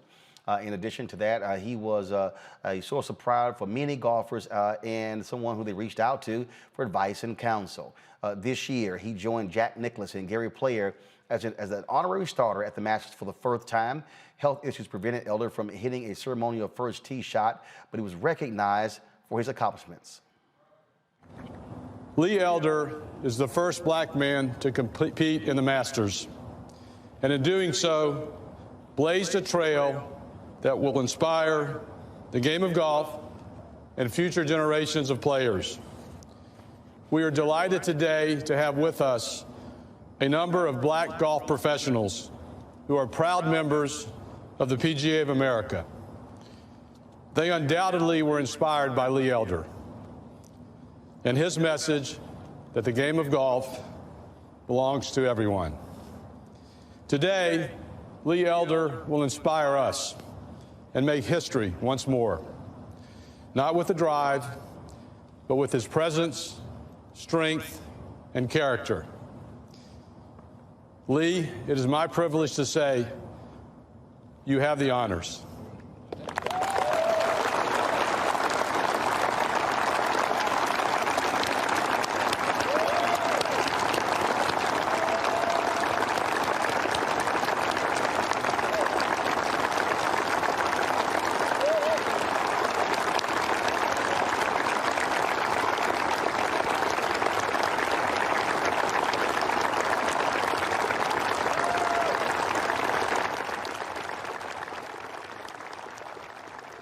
And this was the tribute video posted by the PGA Tour on their social media accounts.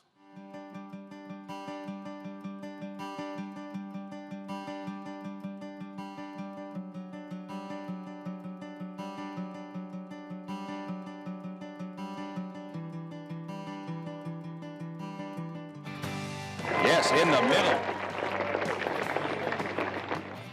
Lee Elder to stand on that first tee is a wonderful recognition, but let me tell you what actually transpired. Jaime Diaz approached me and said, look, why don't you phone Augusta and see if they would consider this? The chairman of Augusta thought it was a very good idea, and I thank the Augusta National for doing the right thing. And I'm so pleased for Lee just to be on the first tee and create some new history for Augusta. Lee was the first black player to play at Augusta. It was really nice of Augusta to turn around and honor him and have him be part of what we're doing.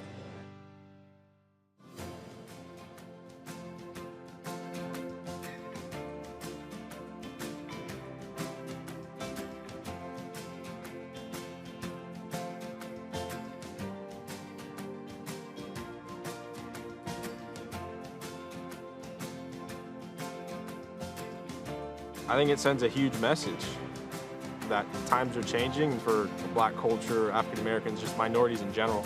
That was a huge statement from Augusta, having Lee with Jack and Gary, who are obviously the two biggest legends of the game.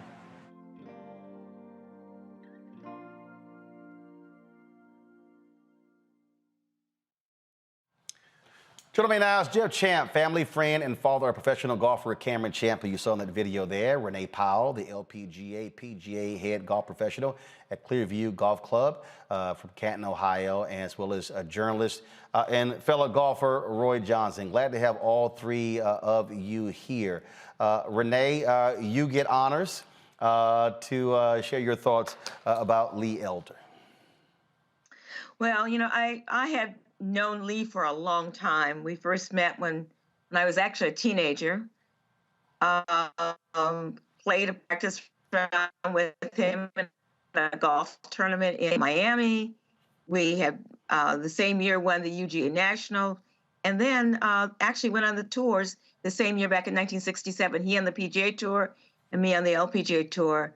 He, over the years, has just been a great friend, and I was so stunned to hear of his loss last night because I just talked to him about, within the last week, he called me and said that, you know, hey, I've got something I'm really excited about, something that a project the two of us can do together next year during the, at the time of the U.S. Open. So he was looking forward to that. I was looking forward to talking to him after Thanksgiving, and things happened. But Lee was there. You know, his attitude was always the same. He was a gracious person, and I know I was so happy to be able to be sitting on the first tee in Augusta this year when he had the honor of being one of the starters. It was something he looked forward to for a long time, and you know, it's really sad when you lose a good friend. Jeff Champ, I had the honor of leading the Q&A between your son Cameron Champ and Lee Elder last year, March of last year, at the MAC Invitational. Lee couldn't attend in person due to COVID, also because of health reasons. We knew he had been battling some serious issues, but you often talk with him, and he often shared insights with your son Cameron, who's now on the PGA Tour. Yes, you know what? You know, I got to meet Lee, and I got to meet him at the Masters actually. But in 2020, you know, we invited Lee to come out to the MAC Champ Invitational to be the guest speaker, and COVID happened, and he, you know, in 2021, he was actually the guest speaker because you were the MC there. But just to meet somebody like that, you know, our family never had the opportunity to meet Charlie Sifford, Pete Brown, Calvin Pete, Ted Rhodes. And my dad passed, and I said, we have to find a way to meet Lee. And it's amazing how I just did some more homework on Lee, and Lee actually went to Manual Arts High School in Los Angeles, where a bunch of champs went at Martin Luther King in Vermont. So he's a great man. I got to spend this summertime with him. Was at his birthday back in July. And, you know, God bless him. And I just want to say thank you so much for paving the way to give my dad a chance to play this game. And now my son's playing this amazing game. Lee was, of course, native of Dallas, Texas. We had a great time with the Q&A, and I literally got back yesterday from New Orleans, and I was actually looking for that video. So Jeff, y'all might have to send it to me again because I wanted to re-air it. It was a great conversation, him regaling us with stories of being on the PGA Tour. Roy Johnson, you're a fellow golfer. You spent many years at Sports Illustrated, of course, talking to many athletes, and Lee Elder certainly was a groundbreaker. Roland, on days like this, it is easy to think about the unique and sort of twisted, complicated history that African Americans have had with the sport of golf. Of course, every sport refused to allow us to play for a certain period of time. But with golf, it was a little different. Certainly, they had a Caucasian-only clause on the PGA Tour up until 1961. But at the same time, they allowed us to caddy. They only allowed us to carry bags. So it was different than baseball and football, where we really weren't on the field at all. It was a tease. Golf teased us by allowing us on the field, but not allowing us to play.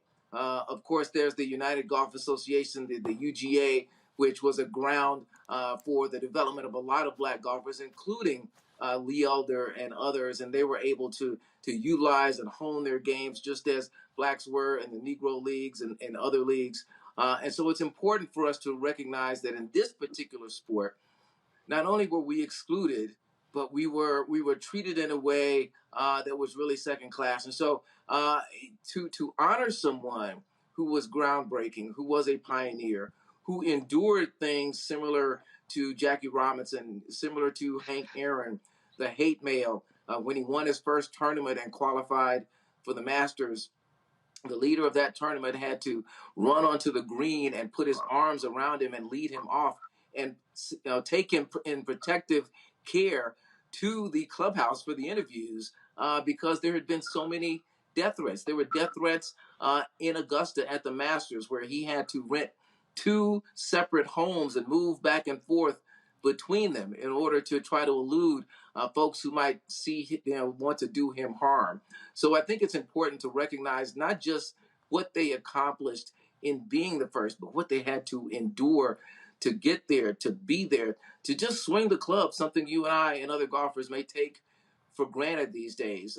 It was a great honor. I never was able to meet him, but I did meet Charlie Sifford and, of course, Tiger Woods. And at one point, you may remember this, Roland, I was the golf editor of Sports Illustrated. So think of that, to come from Tulsa, Oklahoma, to someday be the golf editor of Sports Illustrated at a time when golf was still having a very complicated relationship with African Americans.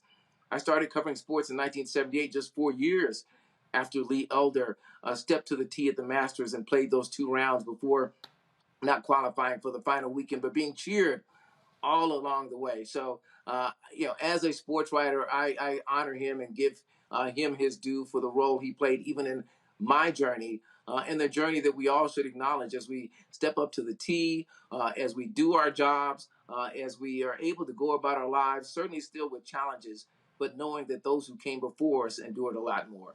I first met Lee, Renee. It was an NAACP golf tournament around the Image Awards years ago in Los Angeles. But in 2015, my buddy Wendell Haskins, he has his original Tee Golf Classic, and he actually paired Lee with Amari Avery, a young sister who is a tremendous golfer who is headed to play golf at USC. Again, we're sorting out our video, but I found this on YouTube, and actually someone was shooting video, and I'm actually in their video while me shooting. And this was Lee, of course, teeing off on the first tee with Amari. And I actually, and it's driving me crazy because we had some video that was stolen out of a bag, and I still have some video, but I actually played that round with Amari and Lee, and it was great to be in the cart with him, his wife, us talking golf over 18 holes. You know very well what Roy was just talking about, how difficult it was for black folks beginning on the PGA and the LPGA Tour, what that life was like, what was really about. Well, you're absolutely right. And it was not easy at all.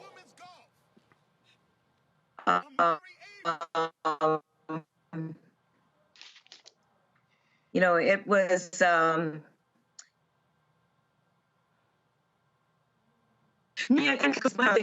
in 1967. So while he had a challenging time on the PGA Tour, I also had a challenging time on the LPGA Tour. The big difference was, though, that the LPGA never had a Caucasian-only clause that they had to break down.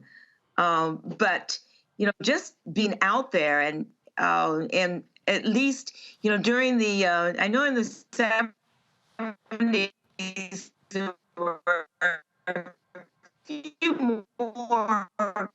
I think Renee, hold tight 1 second because we're losing your signal. 1 second, Renee, we're losing your signal. We're going to get your signal straight because it's breaking up there. So y'all let me know when we have Renee fully back. Jeff, I want to go to you. How important was it to have a Lee Elder share words of encouragement with Cameron and other black golfers, and for them to be able to talk to him and know him and his history?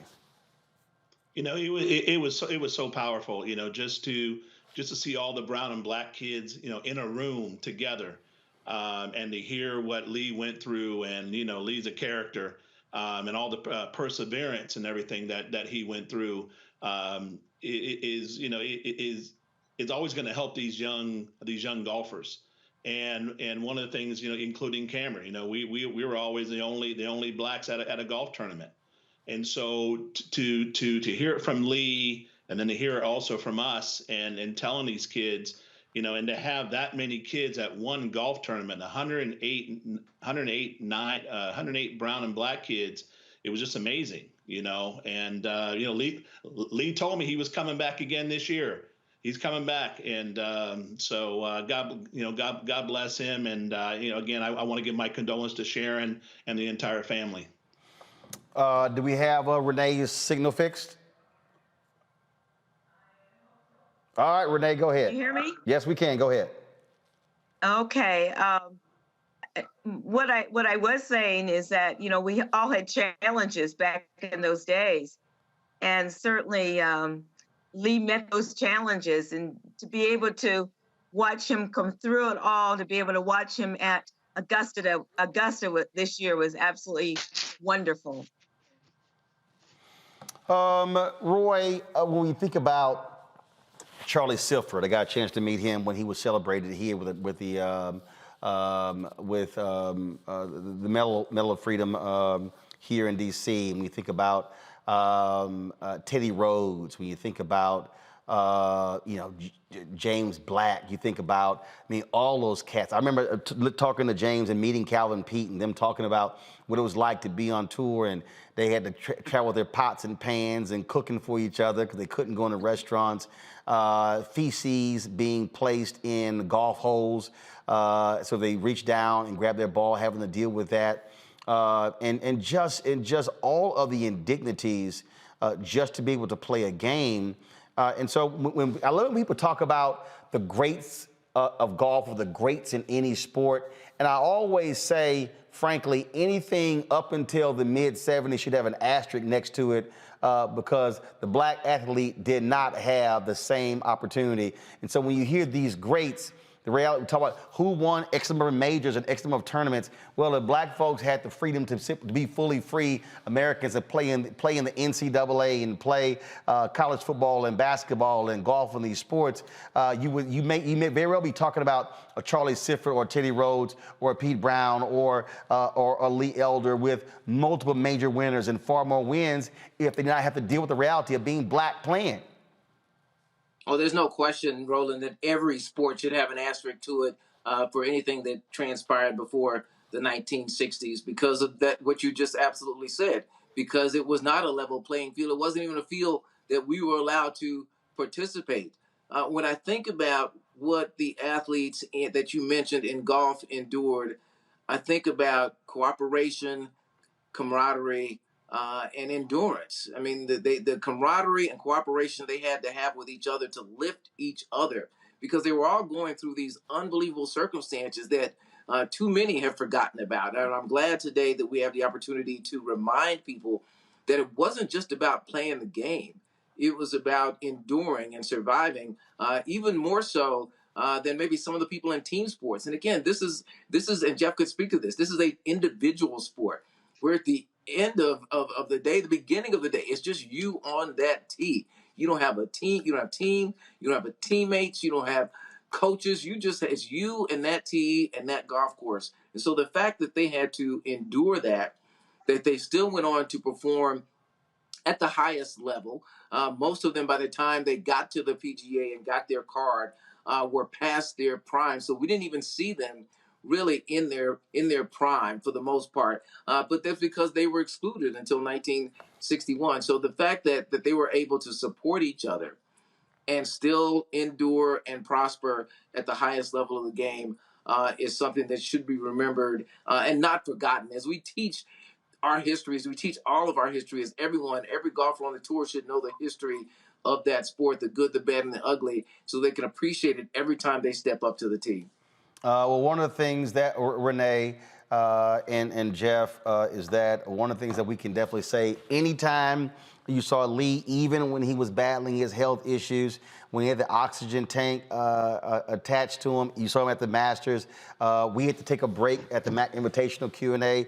Lee always had a smile on his face, and it was about joy. It was about joy, Renee, and he loved the game. He loves teeing it up. I was joking with him big time. We're gonna restream that tomorrow. I really want y'all to see the Q&A. When we first restreamed it, we had some audio issues, and so we're gonna try to get that out to you. But that was the one thing. He always had a huge smile on his face, Renee. He did. He loved golf. And golf just made him happy. And it made him happy when he was able to do things with other people and for other people. I mean, he lived his life to play the game. He lived his life to be around others and to get them to enjoy the game of golf. I never saw Lee angry, ever. Well, I tell you, Jeff, I was just thinking about, we were playing the Jeffrey Osborne golf tournament, and Lee and his wife came out of the hotel, and Lee was like, he said, yeah, we're going to the airport. We got our time.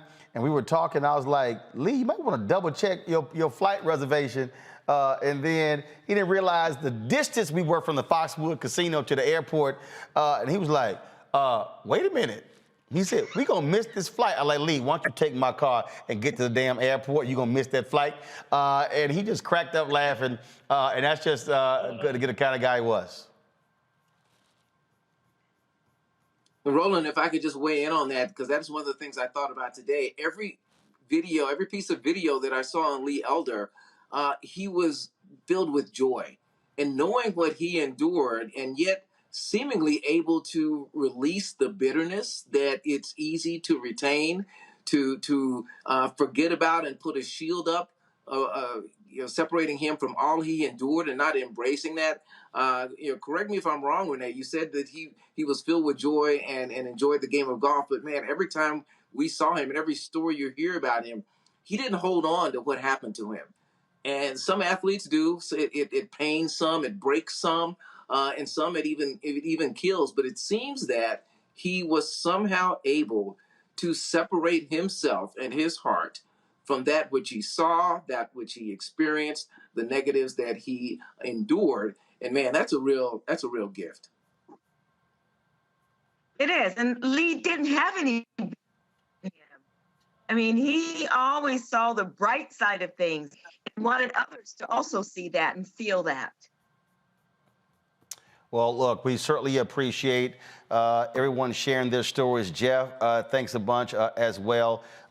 Give my best to Cameron and as he competes on the PGA Tour, continue the tradition of black excellence on the PGA Tour, and we look forward to sharing that Q&A.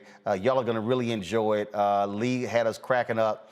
Telling the stories, especially one of the good stories, Renee, about how they used to go hustle golfers in certain cities for money, and they got to one place, and let's just say one guy was not happy that he got hustled by Lee and his friends, and they had to book it out of town, or they were gonna get shot by a homeboy. Y'all hear it was because Lee told me the story when we were playing. I was like, Lee, you got to retell that story to all the young golfers who were here who don't have to hustle like he and Lee Trevino did. But it was a great story, and I look forward to sharing it with our folks. Roy Johnson, Renee Powell, Jeff Champ, I certainly appreciate you. Thanks a lot. Thank you. Okay, thanks, Roland. Thank you, guys. Thank you. All right, folks, I'm going to go to a quick break. We come back. A little more of the sights and sounds of the Bayou Classic this weekend, the 40th annual Bayou Classic between Southern University and Grambling State. That's next on Roland Martin Unfiltered.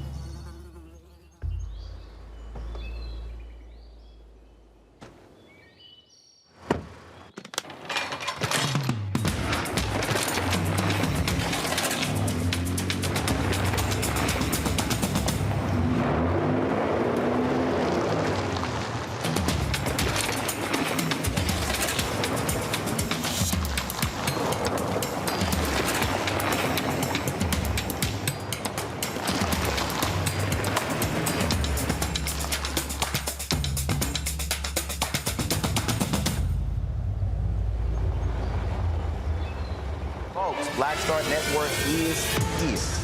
Oh, no punches! I'm real revolutionary right now. Support this man, Black Media. He makes sure that our stories are told. Thank you for being the voice of Black America, Roland. Stay black. I love y'all. All momentum we have now, we have to keep this going. The video looks phenomenal. See, there's a difference between Black Star Network and black-owned media and something like CNN. You can't be black-owned media and be scared. It's time to be smart. Bring your eyeballs home. You dig?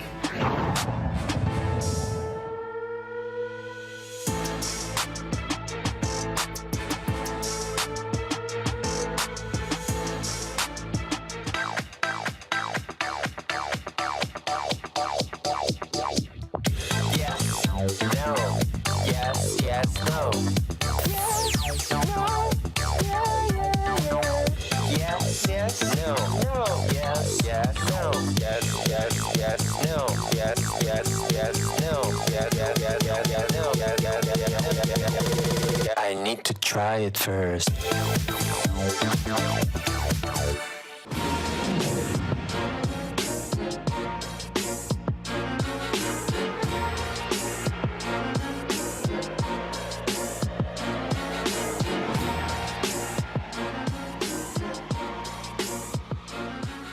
All right, folks, you see me rocking the Southern shirt. They gave me the gear. The president said, make sure he gets this. And so I'm wearing their hoodie on the show today. It was a thrilling weekend as Grambling beat Southern last-second field goal to capture the 48th annual Bayou Classic. Cameras were there partnering with Coca-Cola. We were there at the coaches' luncheon. We were there, of course, for the show before the Battle of the Bands and the Step Show. Then, of course, the parade on Saturday. Then, of course, we had on Saturday, we were broadcasting live from Champion Square. Then, of course, we also live streamed the halftime show, the full halftime show. So here's just some of the stuff that we shot Saturday night as well, including as I shot that moment from the field when Grambling kicked that field goal and the crowd went crazy. Y'all check this out. Hey, folks, I'm Roland Martin with the Black Star Network. Welcome to the 48th annual Bayou Classic Halftime Show, presented by Coca-Cola, featuring the Southern University Human Jukebox and the Grambling Tigers Marching Band. Let's bring the fun!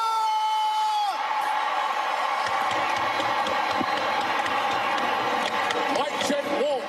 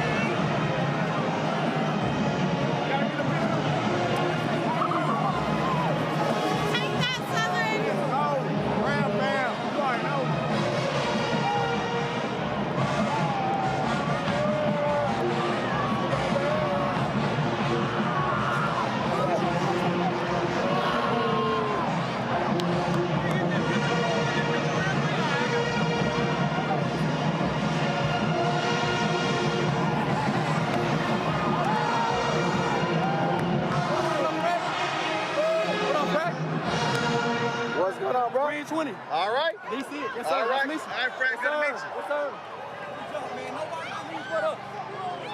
Ain't nobody believes but us.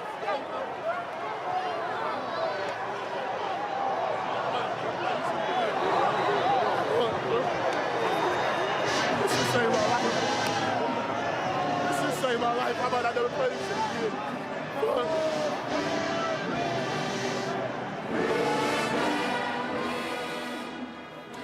quite the emotional moment there for a lot of the Grambling players. When you see the people who are crying, look, there was seniors. Same thing happened on the side of on the southern sideline. And so last game for many of those folks, last time they ever played football, last time they ever cheer, last time they ever play in the band, last time they ever be a dancer or a drum or, you know, carrying the flags. And so a great weekend on both sides, and we certainly appreciate Coca-Cola for partnering with us to bring you the 40th annual Bayou Classic. Next month, we will be in Atlanta for the Celebration Bowl, pitting the winner of the SWAC Conference as well as the MEAC Conference. Looking forward to that. We'll be there December 14th through the 19th, bringing you all the festivities from the Celebration Bowl sponsored by Coca-Cola. And so we're looking forward to that. And so thank you so very much. All right, folks, that's it for us. We will see you guys tomorrow right here on Roland Martin Unfiltered. Don't forget to download the Black Star Network app.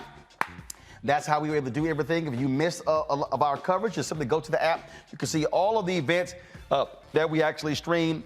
Download to your Apple iPhone, Android, Apple TV, Android TV, Roku, Amazon Fire TV, Xbox, and Smart TV. And, of course, support our Bring the Funk fan club. Your dollars support what we do. Cash App, $RM Unfiltered. PayPal, R Martin Unfiltered.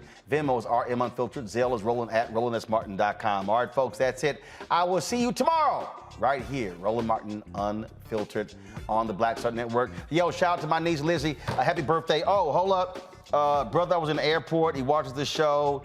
He's like, you're not going to forget? Like, bro, chill out. I'm not going to forget. And so he wanted me to give him a shout out. He is serves in the U.S. Marine Corps. And so I know I put it in our group me. So let me go ahead and pull that up so I wouldn't forget.